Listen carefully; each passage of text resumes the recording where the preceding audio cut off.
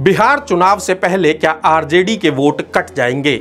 तेज प्रताप यादव क्या तेजस्वी यादव के मुख्यमंत्री बनने की राह में सबसे बड़ा रोड़ा साबित होंगे, या फिर तेज प्रताप यादव का वीवीआईपी पार्टी के साथ गठबंधन महज दिखावा है और ये सब कुछ परिवार की मिली भगत से ही चल रहा है?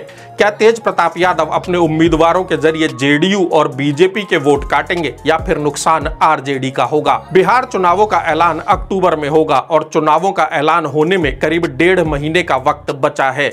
ग्रीन स्क्रीन की पूरी टीम लगातार कोशिश कर रही है कि बिहार चुनावों से पहले ही आपको नतीजों की सटीक जानकारी मुहैया कराई जा सके। बिहार के बड़े जिलों में शामिल है पूर्वी चंपारण जिला। हमारी टीम ने पूर्वी चंपारण में करीब 600 लोगों से फोन पर बात की। इस बातचीत में हमने पूर्वी चंपारण के लोगों से पूछा कि मुख्यमंत्री के लिए उनकी पहली पसंद कौन होगा। हमारी टीम ने जो ऑप्शन लोगों को दिए वो थे नीतीश कुमार, सम्राट चौधरी, तेजस्वी यादव, चिराग पासवान या कोई भी अन्य व्यक्ति।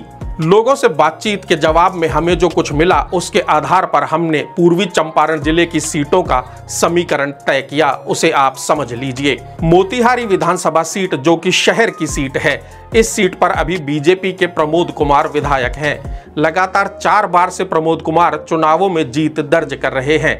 इस बार भी ये सीट बीजेपी के पास ही रह सकती है। बात करें गोविंदगंज सीट की तो इस सीट पर बीजेपी के सुनील मणि तिवारी विधायक हैं।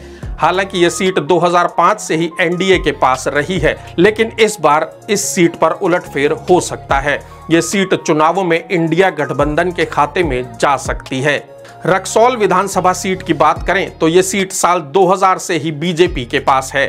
2020 में बीजेपी ने इस सीट पर उम्मीदवार बदल दिया था। इस बार भी ये सीट बीजेपी के पास रहने का ही अनुमान लगाया जा सकता है। नरकटियागंज विधानसभा सीट की बात करें तो ये सीट अभी आरजेडी के पास है। शमीम अहमद इस सीट से विधायक हैं। लगातार 2 बार से शमीम अहमद नरकटियागंज से चुनाव जीत रहे हैं। इस बार यदि जेडीयू इस सीट से मुस्लिम उम्मीदवार उतारती है तो मुकाबला कड़ा हो सकता है, लेकिन यदि नहीं उतारा तो सीट आरजेडी को फिर से मिलना तय है। सुगौली विधानसभा सीट की बात करें तो आरजेडी के शशि भूषण सिंह इस सीट से विधायक हैं। बीते चुनाव में शशि भूषण ने करीब 3500 वोट से जीत दर्ज की थी।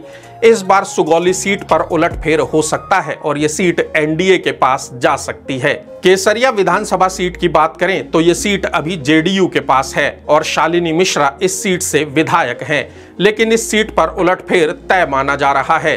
केसरिया सीट 2025 के चुनाव में आरजेडी के खाते में जाना तय दिख रही है।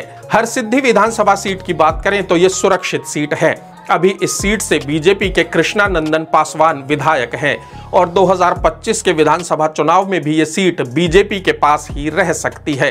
पिपरा विधानसभा सीट एक अहम सीट है। इस सीट पर 2020 में मुकाबला बीजेपी और सीपीएम के बीच हुआ था। 2 बार से सीट लगातार बीजेपी के पास है और इस बार भी माना जा रहा है कि यह सीट बीजेपी के खाते में ही जाएगी।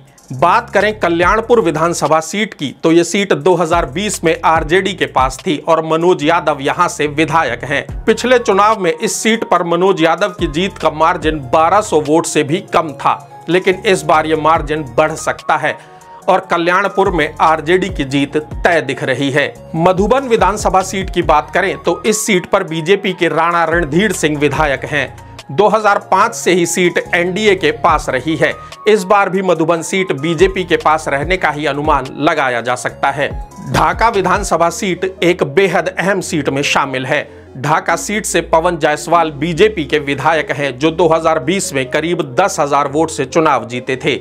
इस सीट पर इस बार भी बीजेपी की जीत तय नजर आ रही है।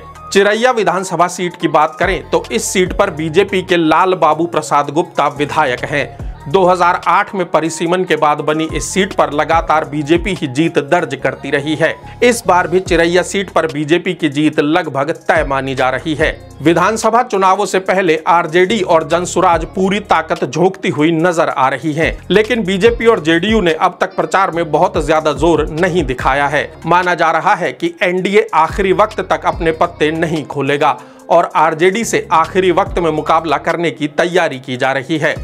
अभी चुनावों में वक्त है और वोटरों की राय भी बदल सकती है। ग्रीन स्क्रीन की पूरी कोशिश है कि आप तक सटीक फैक्ट पहुंचाएं और बयार यदि बदलेगी तो वो भी आप तक जरूर पहुंचाएंगे। तब तक हमारे चैनल को सब्सक्राइब कीजिए, वीडियो को लाइक कीजिए और वीडियो पसंद आए हो तो अपने दोस्तों और रिश्तेदारों के साथ शेयर भी कीजिए। यदि कोई सुझाव आप हमें हमारे वीडियो से जुड़ा हुआ देना चाहते हैं या कुछ भी अपनी सीट से जुड़ा हुआ बताना चाहते हैं, कौन सा उम्मीदवार जीत दर्ज कर सकता है, यदि आप ये बताना चाहते हैं तो कमेंट बॉक्स में हमें आपके सुझावों का इंतजार रहेगा।